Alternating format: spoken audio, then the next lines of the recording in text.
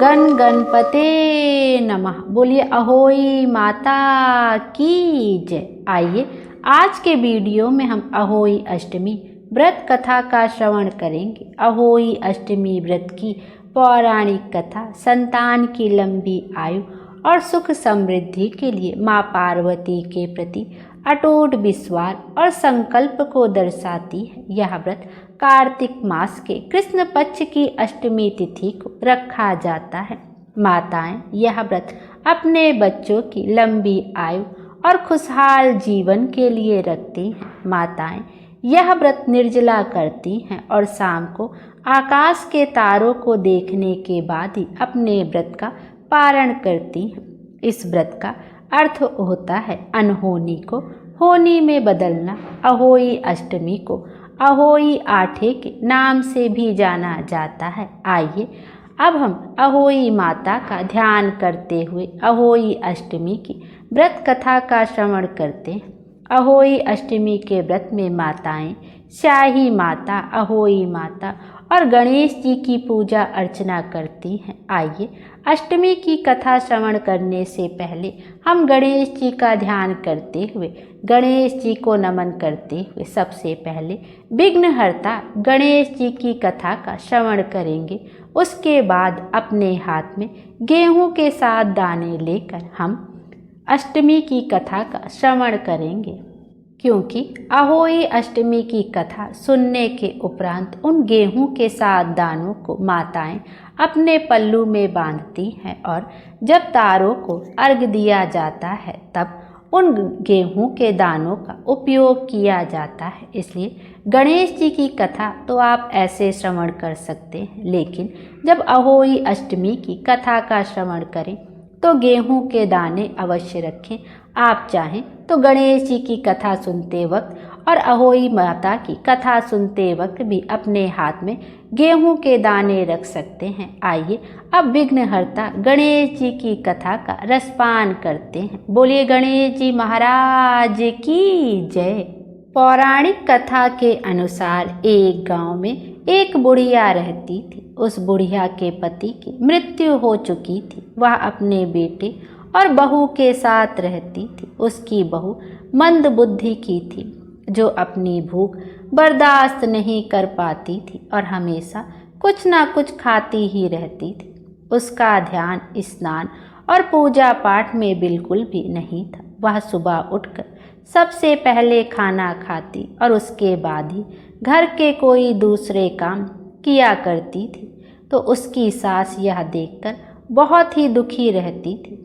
उसने अपनी बहू को कई तरह से समझाने की कोशिश की कि बेटा सुबह पहले उठकर स्नान करो, उसके बाद पूजा पाठ करो, फिर उसके बाद ही कुछ खाना पीना चाहिए।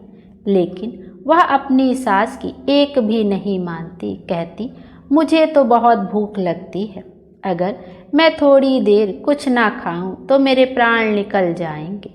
तो एक दिन उसकी सास को अपने घर पर पूजा करवानी थी, तो वह मन में यह सोचकर परेशान हो रही थी कि उसकी बहू तो पूजा पाठ तक भूखी नहीं रहेगी, तो पूजा पाठ सुचारू रूप से संपन्न नहीं होंगे, क्योंकि वह तो सुबह उठते ही सबसे पहले खाने के लिए दौड़ेगी और अगर मैं पूजा के लिए कुछ बनाऊंगी तो वह जरूर जूठा कर देगी। तो अपनी बहू को पूजा के लिए बनाए गए पकवान से दूर रखने के लिए उस बुढ़िया ने एक तरीका खोजा। पूजा वाला दिन आया तो सुबह उसने अपनी बहू को एक मटका दिया और उसके नीचे एक छोटा सा छेद कर दिया। फिर उसी मटके को अपनी बहू को देखकर कहने लगी कि बहू आज हमारे घर में पूजा है, बहू आज हमारे घर में पूजा है, इसलिए खाना खाने से पहले एक मटका पानी ले आओ, फिर आते ही भोजन कर लेना। मैं भोजन तैयार करती हूँ और तुम जल्दी से पानी लेकर आओ। तो जैसे ही बहू अपनी सास के हाथ से गड़ा लिया तो उसे वह छोटा सा छेद दिखाई दे गया। तो वह समझ गई कि सासू माँ मुझे जानबूझकर घर से दूर भेज रही हैं। वह कहने लगी कि माँ जी मैं अभी आती हूँ, आज तो मैं पूजा पाठ होने के बाद ही भोजन करूँगी। यह कहकर वह अंदर चली गई। अपनी बहू में आए बदलाव को देखकर बुढ़िया बहुत ही खुश हो रही थी, लेकिन बुढ़िया की बहू और भी चालाक थी। वह अंदर जाकर अपनी साड़ी में आटा बांधकर घड़ा लेकर पनघट पर चली गई।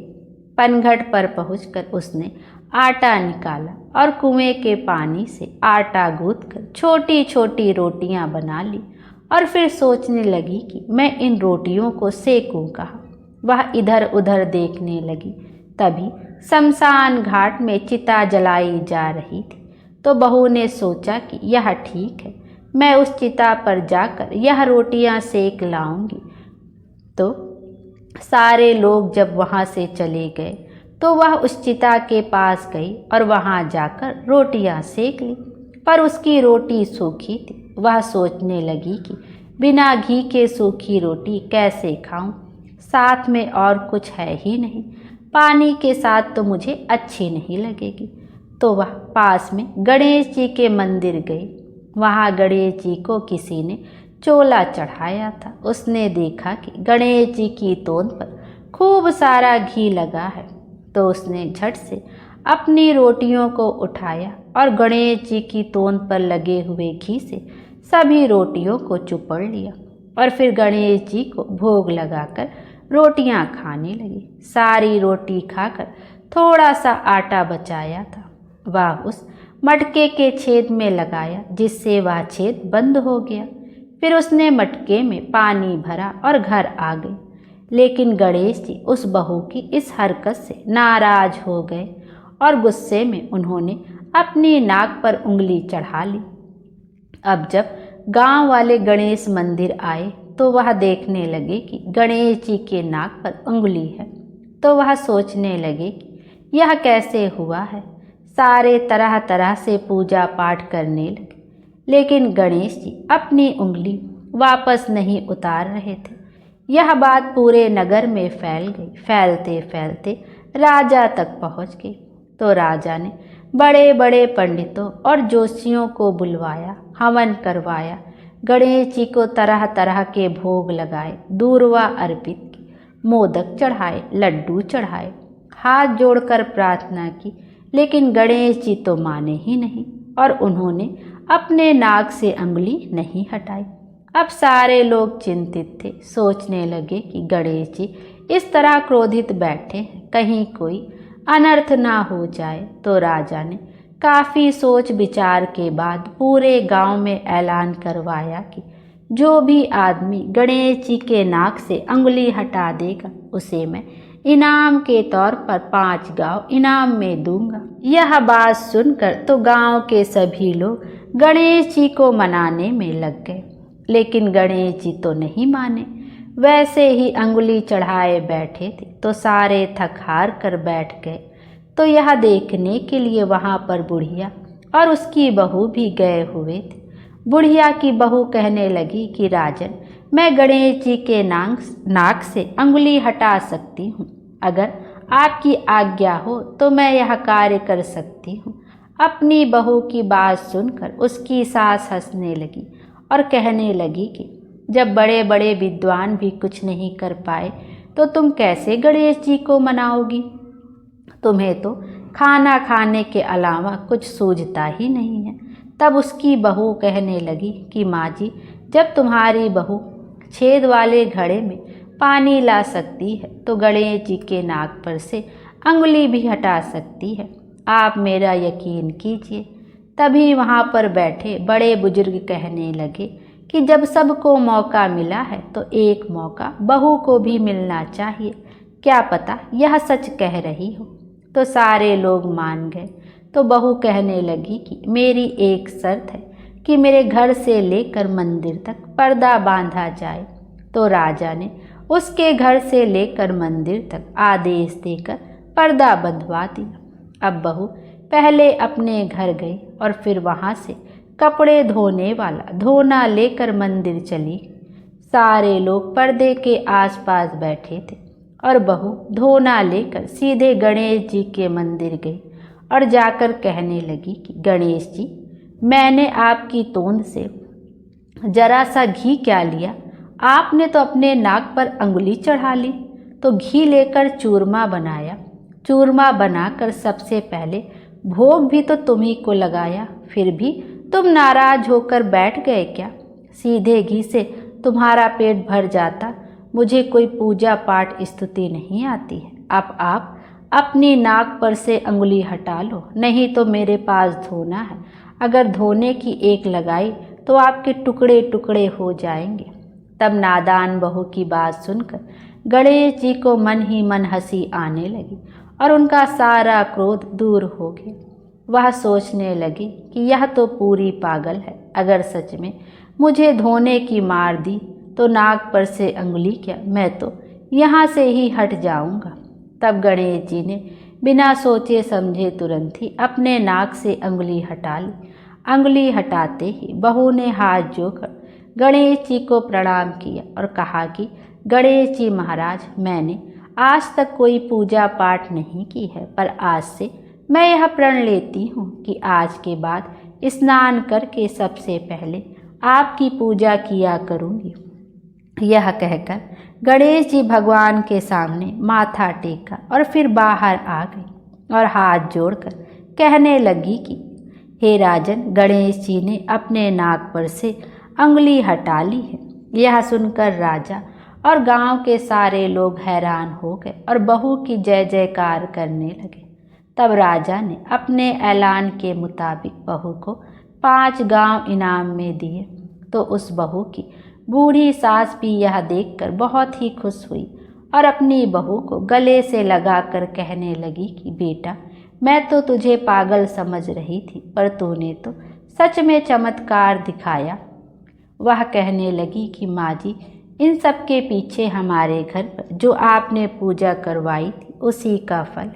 अगर आप पूजा ना करवाती तो मैं पानी लेने के लिए कुएं पर ना जाती तो यह सब कुछ भी नहीं होता। इस तरह बातें करते हुए दोनों सास बहू खुशी खुशी अपने घर चली गईं और फिर उसके बाद सास बहू दोनों रोजाना गणेश जी भगवान की पूजा करने लगी। हे गणेश जी भगवान, जैसे आपने बुढ़िया की बहू का मान रखा और उनका कहना मानकर अपने नाक पर से अंगुली हटा ली, उसी तरह सबकी सुनना और सबकी मनोकामना पूर्ण करना। प्रेम से कहिए गणेश जी महाराज की जय। आइए अब संतान की रक्षा करने वाली अहोई अष्टमी की व्रत कथा का श्रवण करते हैं। अहोई माता की जय। प्राचीन काल में एक साहूकार था जिसके 7 बेटे और 7 बहुएं थीं। इस साहूकार की एक बेटी भी थी जो दीपावली में ससुराल से मायके आई थी। दीपावली पर घर को लीपने के लिए 7 बहुएं मिट्टी लाने जंगल में गई तो ननंद भी उनके साथ चली गई। दीपावली से पहले कार्तिक बदी अष्टमी को 7 बहुएं अपनी इकलौती नंद के साथ जंगल में मिट्टी लेने गई। जहाँ से वे मिट्टी खोद रही थी वहीं पर स्याहू सेहे की मांद थी। मिट्टी खोदते समय ननंद के हाथ से सेही का बच्चा मर गया। इससे क्रोध में आकर सेही माता ने ननंद से कहा कि अब मैं तेरी कोख बांधूंगी। तब ननंद अपनी 7 भाभियों से प्रार्थना की कि तुम में से कोई मेरे बदले अपनी कोख बंधवा ले। सभी भाभियों ने अपनी कोख बंधवाने से मना कर दिया, लेकिन छोटी भाभी सोचने लगी कि अगर मैं कोख ना बंधाऊंगी तो सासू जी नाराज होंगी। ऐसा सोच विचार कर ननंद के बदले छोटी भाभी ने अपनी कोख बंधा ली। उसके बाद जब उसे जो बच्चा होता वह 7 दिन बाद मर जाता। एक दिन साहूकार की स्त्री ने पंडित जी को बुलाकर पूछा कि क्या बात है, मेरी इस बहू की संतान 7वें दिन क्यों मर जाती है। तब पंडित जी ने बहू से कहा कि तुम काली सुरही गाय की पूजा किया करो। उन्होंने बताया कि दरअसल काली गाय स्याऊ माता की भायली है, वह तेरी कोख छोड़े तो तेरा बच्चा जिए। छोटी बहू ने पूरी लगन से गाय की सेवा की। एक दिन गौ माता बोली कि मेरे जागने से पहले कोई रोज मेरी सफाई कर जाता है, सो आज देखूंगी। गौ माता खूब तड़के जगी तो क्या देखती हैं कि साहूकार की बेटे की बहू उसके नीचे सफाई आदि कर रही है। इससे गौ माता प्रसन्न हुई और बोली कि मैं तुझसे प्रसन्न हूँ, तुझे जो चाहिए वो मांग ले। तब साहूकार की बहू बोली, स्याऊ माता तुम्हारी भाईली हैं और उन्होंने मेरी कोख बांध रखी है, उनसे मेरी कोख को खुलवा दो। गौ माता ने कहा, अच्छा। तब गौ माता 7 समुद्र पार अपनी भाईली के पास उसको लेकर चली। रास्ते में कड़ी धूप थी, इसलिए दोनों एक पेड़ के नीचे बैठ गई। इतने में वहाँ एक सांप दिखाई दिया। उसी पेड़ पर गरुड़ पंखनी के बच्चे थे। सांप गरुड़ पंखनी के बच्चों को मारने लगा। तब साहूकार की बहू ने सांप को मारकर ढाल के नीचे दबा दिया और बच्चों को बचा लिया। थोड़ी देर में गरुड़ पंखनी आई तो वहाँ खून पड़ा देखकर साहूकार की बहू को चोंच मारने लगी। तब साहूकार ने बोली कि मैंने तेरे बच्चे को मारा नहीं है, बल्कि सांप तेरे बच्चे को डसने आया था। मैंने तो तेरे बच्चों की रक्षा की है। इससे गरुड़ पंखनी प्रसन्न हुई और बोली कि मांग, क्या मांगती है? वह बोली, 7 समुद्र पार स्याहू माता रहती है, मुझे तो उसके पास पहुंचा दे। तब गरुड़ पंखनी ने दोनों को अपनी पीठ पर बैठाकर स्याहू माता के पास पहुंचा दिया। स्याहू माता उन्हें देखकर बोली कि आ बहन, बहुत दिनों बाद आई। फिर कहने लगी कि बहन, मेरे सिर में जूं पड़ गई है। तब सुरही के कहने पर साहूकार की बहू ने सिलाई से उसकी जुएं निकाल दी। इस पर स्याहू माता प्रसन्न होकर बोली कि तेरे 7 बेटे और 7 बहुएं हों। साहूकार ने बोली कि मेरा तो एक भी बेटा नहीं, 7 कहाँ से हों? स्याहू माता बोली, वचन दिया, वचन से फिरूं तो धोबी के कुंड पर कंकरी हूँ। तब साहूकार की बहू बोली, माता मेरी कोख तो तुम्हारे पास बंद पड़ी है। तब जा, तेरे घर में तुझे 7 बेटे और 7 बहुएं मिलेंगी। तू जाकर उजमन कर, 7 अहोई बनाकर 7 कढ़ाई करना। वह घर लौट कर आई तो देखा 7 बेटे और 7 बहुएं बैठी हुई। उन्हें देखकर वह खुश हो गई। उसने 7 अहोई बनाई, 7 उजमन किए, 7 कढ़ाई किए। दिवाली के दिन जेठानियाँ आपस में कहने लगी कि जल्दी जल्दी पूजा कर, कहीं छोटी बहू बच्चों को याद करके रोने ना लगे। काफ़ी देर तक रोने की आवाज़ नहीं आई तो जेठानी ने बच्चों को भेजा। बच्चों ने देखा और वापस जाकर कहा कि चाची तो कुछ मांड रही हैं, खूब उजमन हो रहा है। यह सुनते जेठानियाँ दौड़ी दौड़ी उसके घर गई और जाकर पूछने लगी कि तुमने कोख कैसे छुड़ाई? वह बोली, तुमने तो कोख बंधाई नहीं, मैंने बंधा ली। अब स्याहू माता ने कृपा करके मेरी कोख को खोल दी है। स्याहू माता ने जिस प्रकार उस साहूकार की बहू की कोख खोली, उसी प्रकार हमारी भी खोलिए, सबकी खोलिए। कहने वाले तथा हुंकारा भरने वाले परिवार के सबके कोख को सलामत रखिए। बोलिए अहोई माता की जय, स्याहू माता की जय। आइए अब एक अन्य कथा का भी श्रवण करते हैं। बहुत पुराने समय की बात है। भारतवर्ष के दतिया नामक नगर में चंद्रभान नाम का एक साहूकार रहता था। उसकी पत्नी का नाम चंद्रिका था। वह बहुत ही गुणवान, रूपवती, चरित्रवान और पवित्र थी। उसके कई पुत्र और पुत्रियां हुई, परंतु वे सब के सब छोटी उम्र में ही यमलोक को चले गए। संतान के इस प्रकार मर जाने से वे दोनों बहुत दुखी रहते थे। वे पति पत्नी मन ही मन सोचा करते कि हमारे मरने के बाद इस वैभव का कौन अधिकारी होगा। एक दिन उन दोनों ने निश्चय किया कि सब धन दौलत का त्याग कर जंगल में निवास किया जाए। ऐसा निश्चय कर दूसरे दिन ही दोनों सब घर आदि भगवान भरोसे छोड़कर जंगल को चल दी। चलते चलते जब दोनों थक जाते थे तब बैठ जाते थे, फिर चलने लगते। इस प्रकार वे दोनों चलकर बद्रिक आश्रम के समीप एक शीतल कुंड के पास पहुँचे। वहाँ पहुँचकर दोनों मरने का निश्चय करके अन्न जल त्याग कर बैठ गए। इस प्रकार बैठे बैठे उन्हें 7 दिन हुए। 7वें दिन आकाशवाणी हुई कि तुम लोग अपने प्राण मत त्यागो, यह दुख तुम्हें पूर्व जन्म के पापों के कारण मिला है। अतः हे साहूकार, अब तुम अपनी पत्नी से अहोई अष्टमी के दिन, जो कार्तिक कृष्ण पक्ष को आती है, व्रत रखवाना। इस व्रत के प्रभाव से अहोई नाम की देवी प्रसन्न होंगी और तुम्हारे पास आएंगी। तब तुम उन देवी से अपने पुत्रों की दीर्घ आयु मांगना। व्रत के दिन रात्रि को तुम राधा कुंड में स्नान करना। कार्तिक पक्ष की अष्टमी आने पर चंद्रिका ने बड़ी श्रद्धा से अहोई देवी का व्रत धारण किया और रात्रि को साहूकार राधा कुंड में स्नान करने गया।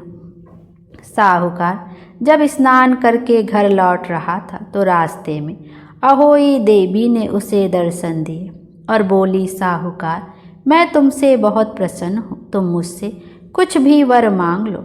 साहूकार अहोई देवी के दर्शन कर बहुत प्रसन्न हुआ और कहा, माँ, मेरे बच्चे कम उम्र में ही देवलोक को चले जाते हैं, अतः हे माँ, उन्हें दीर्घ आयु होने का आशीर्वाद दीजिए।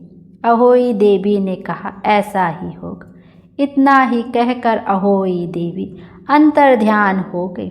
कुछ दिन बाद साहूकार के एक पुत्र पैदा हुआ, जो बड़ा होने पर विद्वान, बलशाली, प्रतापी तथा आयुष्मान हुआ। बोलिए अहोई माता की जय। आइए अब गणेश जी की आरती का भी श्रवण करते हैं। जय गणेश जय गणेश जय गणेश देवा, माता जाकी पार्वती पिता महादेवा। एक दंत दयावंत चार भुजाधारी, मस्तक सिंदूर सोहे मूस की सवारी। अंधन को आँख देत कोढ़िन को काया, बाझन को पुत्र देत निर्धन को माया।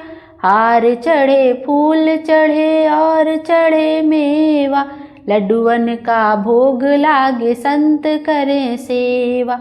दीनन की लाज रखो शंभु सुतवारी, कामना को पूरा करो जग बलिहारी। जय गणेश जय गणेश जय गणेश देवा, माता जाकी पार्वती पिता महादेवा। बोलिए गणेश जी महाराज की जय।